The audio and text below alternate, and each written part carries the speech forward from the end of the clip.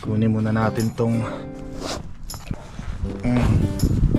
ano to mga kainags, ano, brake pad nung sasakyan ni Mahal na Reyna. Nabili ko to last year pa eh, pero ngayon lang namin may papakabit kasi nga ngayon lang nagkaroon ng time. Winter, spring, summer, or fall, tuloy ang buhay sa Canada. Diba dapat eh yung sasakyan ng bunsong prinsesa na nakaparada doon sa garahe natin sa backyard, yung magiging sasakyan ni Mahal na Reyna. Kasi akala namin yung sasakyan na yon, yung Nissan, eh maayos ano. Inaasahan nga ni Mahal na Reyna yun na yung kanyang magiging sasakyan. Tapos itong Honda 1999 Honda Accord, eh i-dispose na sana namin. So ang nangyari, mas matino pa pala itong Honda na to, kesa doon sa Nissan na akala namin ay mas maayos kesa dito sa Honda. Yung Nissan na binenta natin sa kapitbahay natin, tapos nung nabenta niya, binigyan pa tayo ng $200, no? Canadian dollars. Yun ang nangyari. So since wala pa nakikitang maayos-ayos na sasakyan si Mahal na Reyna, so pagtsatsagaan muna namin ito mga kainis, no?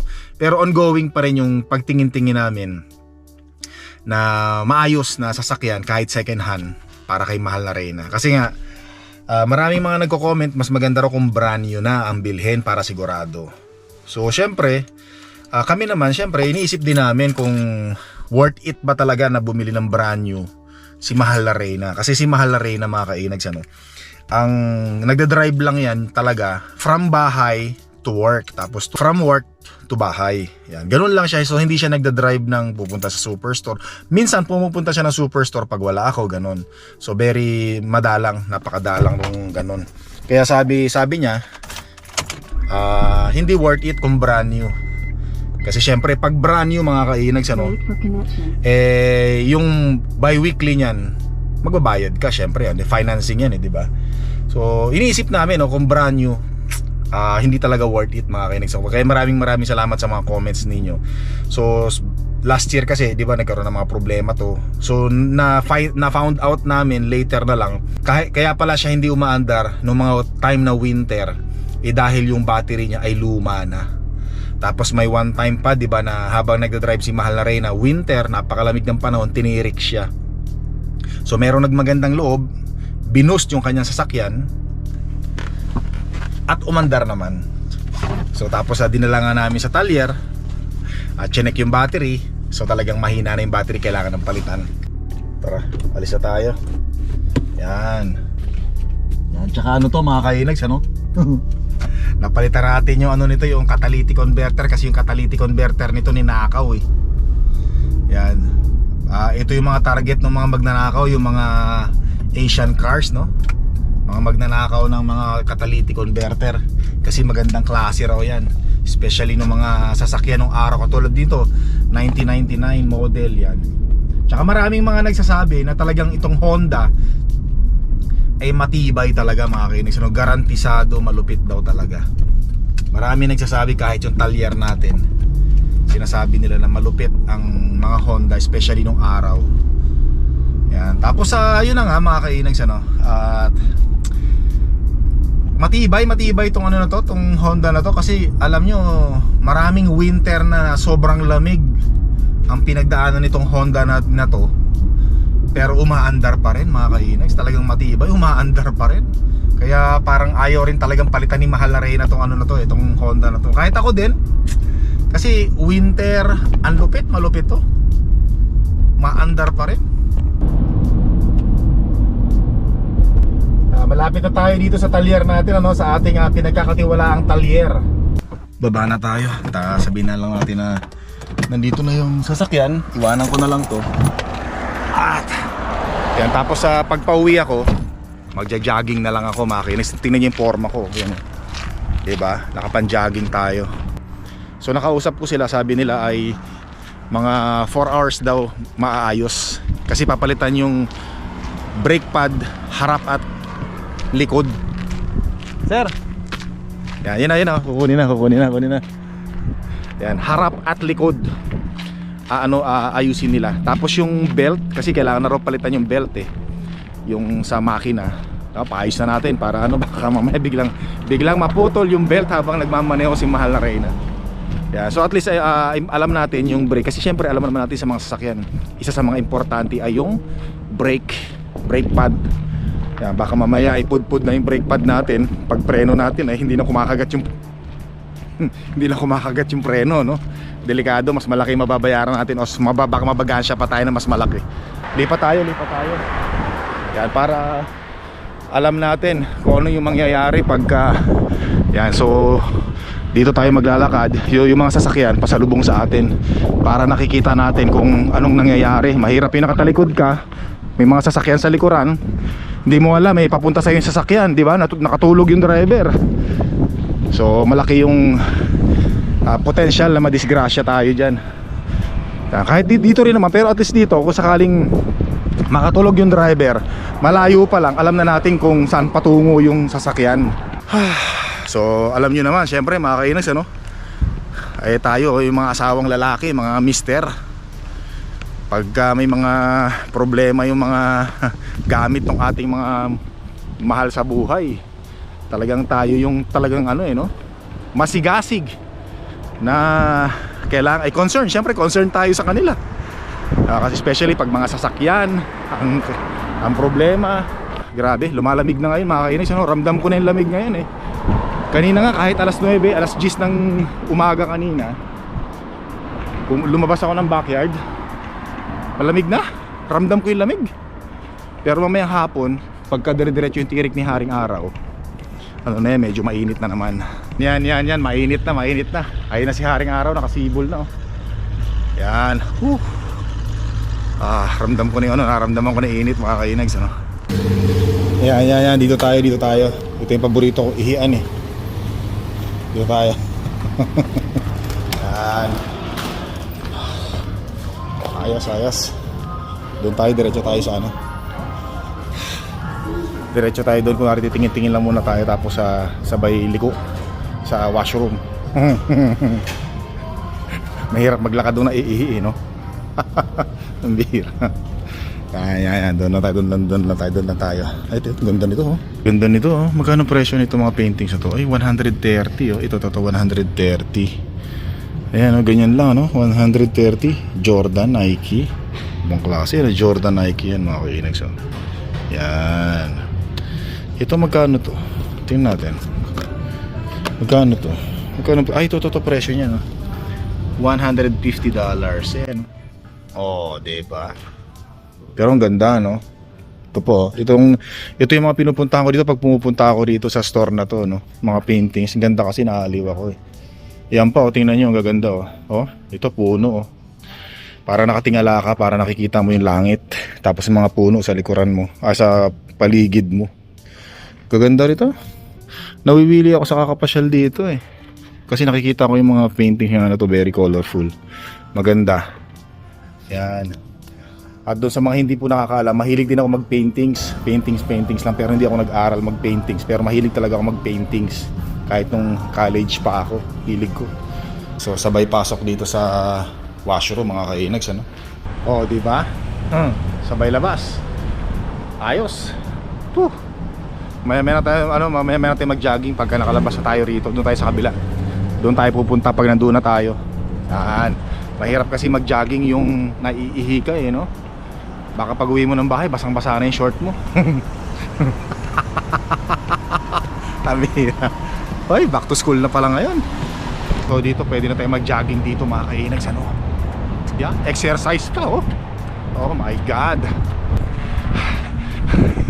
Ano tayo ngayon? Lagari tayo. Lagari. Kasi dati nagsisit up ako. Ngayon, hindi na ako nagsisit up kasi nagkakaroon ako ng sciatica pain. Sakit yun, masakit. Para sa mga nagkakaedad, kaya ganun talaga. Iniwasan ko na mag-sit up. Kaya ngayon ang ginagawa ko, push up, treadmill, yan, exercise, stretching, tapos sa diet. Ito na yung mga school bus, ano? Umpisa na kasi September na nga pala, umpisa na ng school ng mga bata. Yan. Umpisa na rin ng responsibilidad ng mga magulang na gumising ng maaga ay ihanda ang mga anak, ipag-drive ang mga anak sa eskwelahan. Yan. Kaya umpisa na rin ang mga kulang sa pagtulog ng mga magulang na mayroon pang mga batang anak na pinag-aaral. Yan. Ang lalaki na ng mga bunga naman sa anas dito, mga kainis. Ang lalaki, oh. Kita nyo? Ayan, oh. Sarap pitasin, ano? Lalaki na, oh. Nako, kung nandito lang sa gilid yan, malamang punong-puno na yung bulsa ko naman sa anas. Mandrugas, eh, no? Tuwan-tuwa pa sa gusto mong gawin, eh. Dito sa dadaanan natin na ito, maraming mansanas dito, mga kainags. Ayan, oh. Kita nyo, ayan, oh. Mga mansanas, oh, lalaki, oh. Ayan, oh, mga mansanas, oh. Oh, ayan, oh. Ayan, oh. Oh, di ba? Parang gusto ko nang pitikin, ah. Parang nangangatin yung kamay ko, ah. Kunin ko na, isa pipitas ako, isa. Wag inags, wag mong gawin yan. Hindi magandang ehemplo yan sa mga kabataang nanonood sa'yo. Sige na, inags. Sa kabilang tenga sabi, sige na, inags. Kunin mo na, hindi na mamahalata ang may-ari yan, marami yan. Hindi, wag inags, sabi nung kabilang tenga. Wag, ibulsa mo yung kamay mo, maawa ka sa mga batang nanonood sa'yo. Ibulsa mo. Yan, bulsa ko na lang. Tapos sabi nung isa, saka mo na lang kunin pag nakapatay na yung camera mo.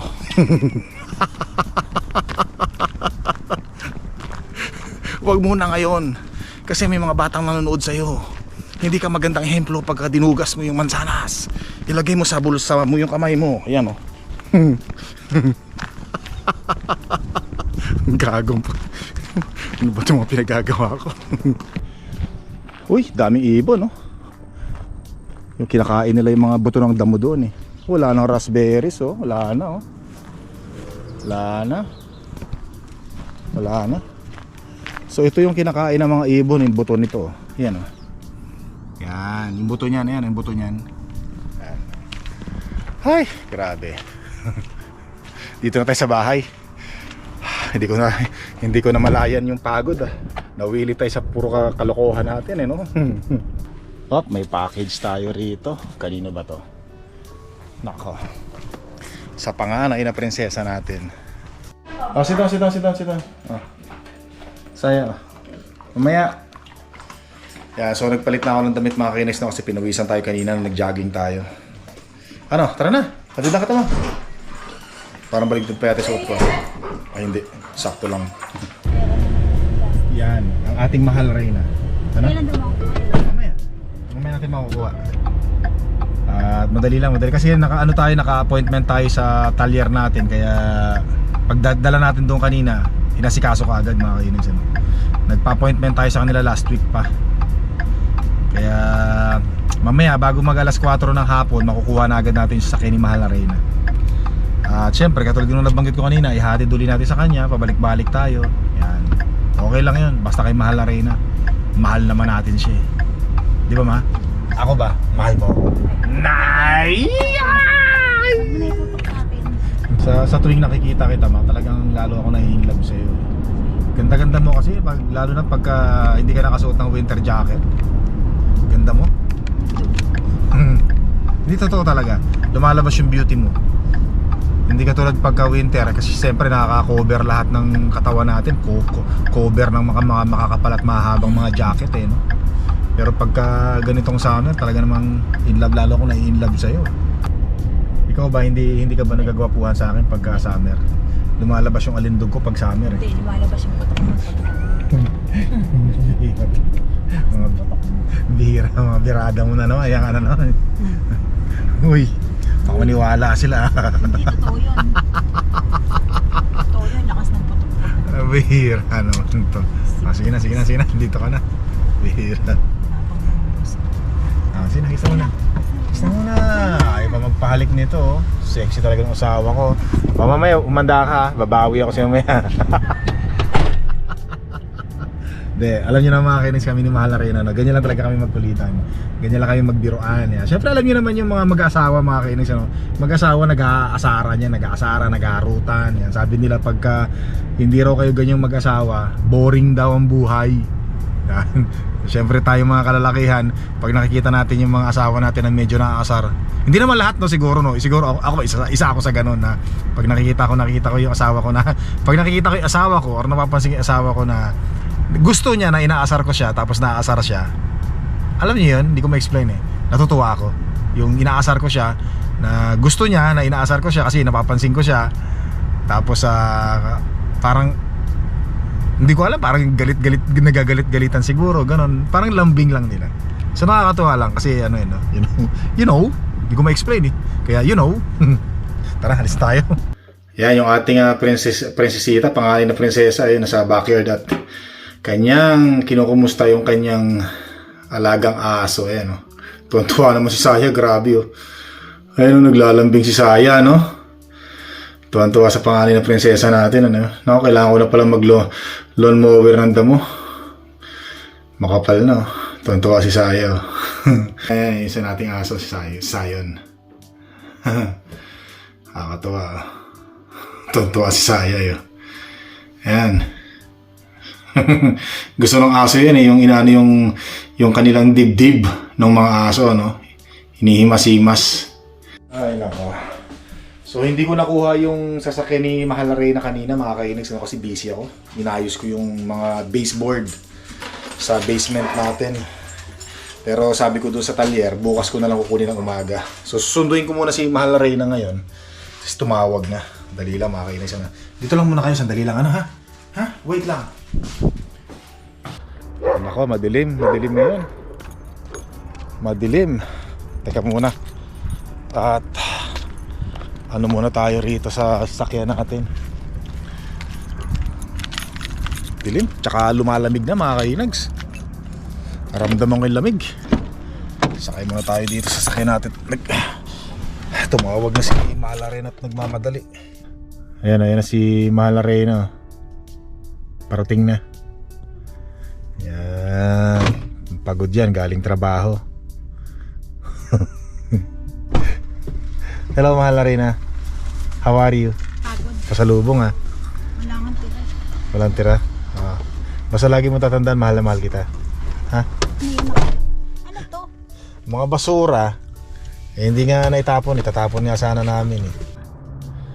Dito na tayo sa bahay, mga kainags, ano? Naku, malamig na. Malamig na talaga sa gabi. Hello, sumalubong. Nagulat si Mahal Reyna. Sinalubong ng mga aso. Pagbukas ng pinto, dumamba si Saya at Sayon eh. Ito yung dahilan kung bakit hindi ko nakuha yung sasakyan ni Mahal Reyna kasi binaklas ko yung yung baseboard. Ginawan ko ng ganito, korte, yung 45 degrees. Yan, to yan. Yan, nakaganon siya. Yan, sukat-sukat pati yan. Baseboard na ginawa ko, yan, makalat pa oh. Para matapos na, matanggalin natin yung mga kalat natin dito. Yan, tsaka to hanggang dito nilagyan ko rin yan. Ito, pinalitan ko rin. Yan, 45 degrees. Para maayos. Ganda tingnan, no? Diba? Saka ilalagyan ko lang ng adhesive para dumikit. Hanggang dito na lang yung vlog ko, mga kainags. Maraming salamat sa panonood. Don't forget to subscribe and click the like button. At don't forget to leave your comments. Maraming salamat po ulit. Kita tayo sa sunod na videos. Hanggang sa muli.